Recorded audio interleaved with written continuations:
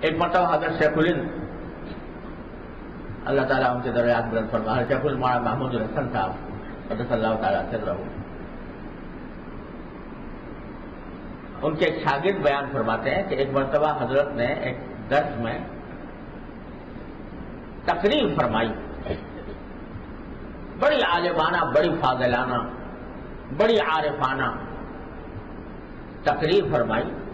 جس سے سارا مجمع جو ہے وہ بڑا مبہوت تھا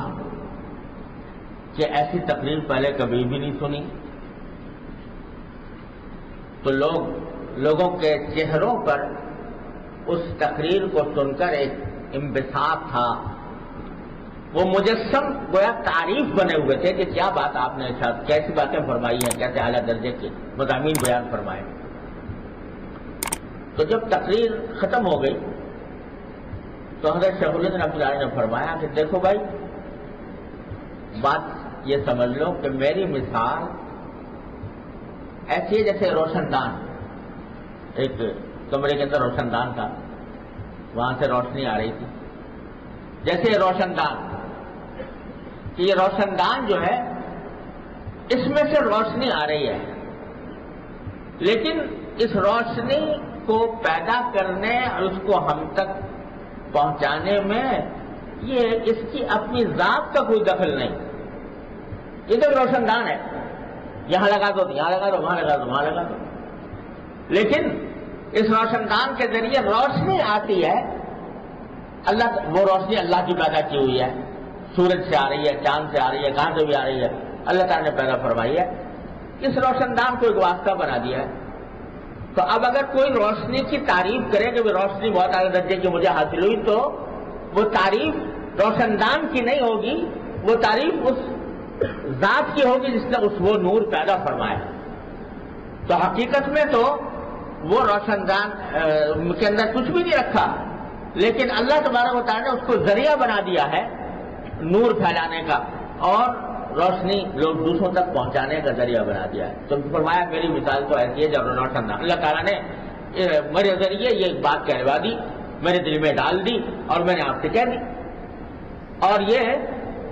طالب کی طلب کی برکت سے اللہ تبارک و تعالیٰ دل میں ڈالتے ہیں۔ تو جب یہ بات ہے تو پھر اس میں بسا اوقات بات کی بھی ضرورت نہیں ہوتی، اور خاموشی میں بھی اللہ تبارک و تعالیٰ بہت کچھ عطا فرما دیتے ہیں۔ پتہ نہیں کتنے مشائخ ہیں جن کے حالات میں یہ مذکور ہے کہ ان کے ہاں جب مجلس ہوتی تھی بالکل خاموش مجلس ہوتی تھی، یعنی لوگ بیٹھے ہوئے ہیں طالبین اور شیخ بھی بیٹھے ہوئے ہیں، شیخ کوئی نہ کوئی تقریر کر رہے ہیں، نہ کوئی بات کہہ رہے ہیں، نہ کوئی بات کہہ رہے ہیں، بس آگے خاموشی سے بیٹھے اور کچھ دیر بیٹھ کے چلے گئے۔ بہت سے مشائخ کا یہ حال، کیوں؟ اس لیے کہ وہ ایسا تھے کہ الذین اذا رؤوا ذکر اللہ، کہ جب ان کو دیکھنے سے اللہ تعالیٰ یاد آتا تھا،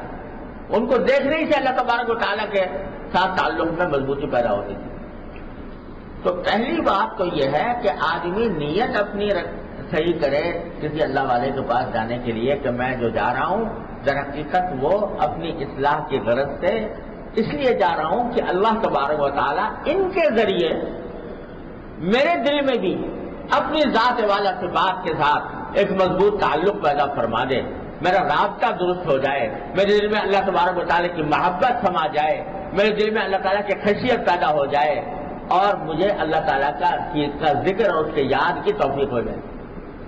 جب اس نیت سے جاتا ہے بندہ تو اللہ تبارک و تعالیٰ فضل و کرم فرما دے، پہلی بات تو یہ۔ دوسری بات جو حضرت نے دوسرا ادب جو یہاں پر بیان فرمایا وہ یہ کہ بھائی جب جاؤ تو نیت صحیح جب لے کر جاؤ گے تو پھر فضول کی باتیں مت کرو ان کے پاس جا کے بیٹھ کے۔ جیسے حضرت نے فرمایا کہ بعض مرتبہ مشائخ کی وجہ سے لوگ آتے ہیں لیکن وہ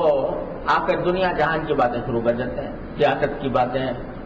اخبارات کے واقعات کی باتیں، اور یہ باتیں شروع کر دیں تو مقصد ہی سارا بہت ہو گیا۔ ارے بھائی وہ جو باتیں ہیں ان کو رکھو ان کی جگہ پر، لیکن جب ان کی خدمت میں گئے ہو، ان کے پاس گئے ہو، اللہ تعالیٰ کے ساتھ تعلق مضبوط کرانے کے لیے گئے ہو تو پھر ادھر ادھر کی باتیں کرنے کے بجائے یا تو ان کی بات سنو یا خاموش بیٹھو۔ یا ان سے کوئی دین کی بات پوچھو جس سے کہ جو عملی زندگی سے متعلق ہو کہ میں یہ کام کروں یا نہ کروں. مثلا دین کی کوئی بات معلوم کرو. ادھر ادھر کی دنیا کی باتیں کرنا یہ